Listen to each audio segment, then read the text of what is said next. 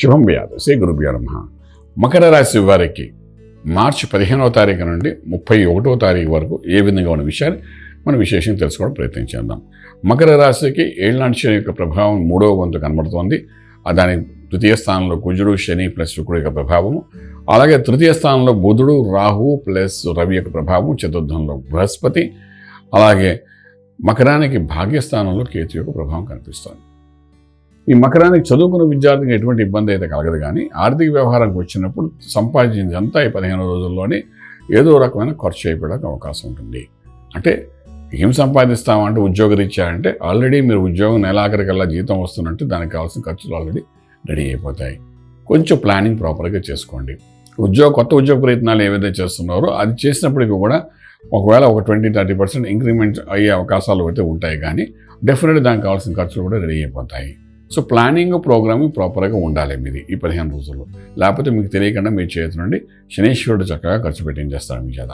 కుటుంబ పరంగా చూసినప్పుడు పూజ, శని, శుక్రుడు యొక్క ప్రభావం కనబడుతుంది కాబట్టి అక్కడ ధనము, వాకు, విద్య, కుటుంబ స్థానం అది. అక్కడ ఎటువంటి 2 పాపగ్రహాలతో కూడి ఉన్నది కాబట్టి ఆ కుటుంబ పరంగా అన్ని రకాలుగా మానసిక ఒత్తిడి వచ్చే అవకాశం ఉంటుంది.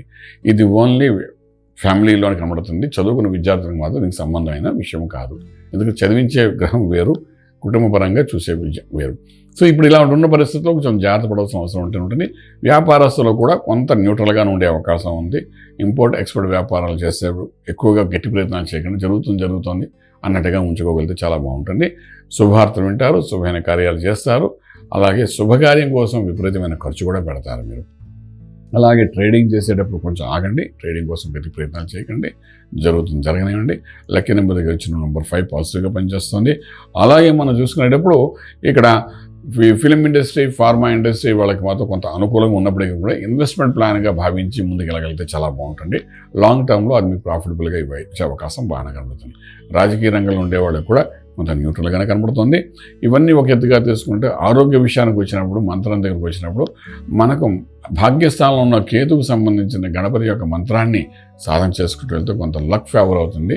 హార్డ్ వర్క్ ఎంత చేస్తే లక్ ఎంత ఫేవర్ అయ్యి మీకు ఒక మంచి బెనిఫిట్ ఇచ్చే అవకాశం అయితే బాగా కనబడుతుంది. కాబట్టి గణపతి మంత్రం సాధన చేసుకోండి. ఆరోగ్య విషయంలో ఎటువంటి ఇబ్బందులు అయితే కనబడదు. మంత్రమే శరణ్యం అనుకుంటూ గణపతి మంత్రం ఎప్పుడైతే చేస్తారో చిన్న లక్ ఫేవర్ అయ్యి మీకు కొంత బెనిఫిట్ వచ్చి ఆ బెనిఫిట్తో ఆనందకరంగా 15 రోజులు ఉంటారని చెప్పడానికి అవకాశం ఉంది. రాజమార్గంలో రాజ్యం పొందగలుగుతారు. శుభం వ్యాధు. ఈ వీడియో మీకు నచ్చినట్లయితే మీ మిత్రులకు షేర్ చేయండి. అలాగే మా ఛానల్ను సబ్స్క్రైబ్ చేయడం మర్చిపోవద్దు. Thank you.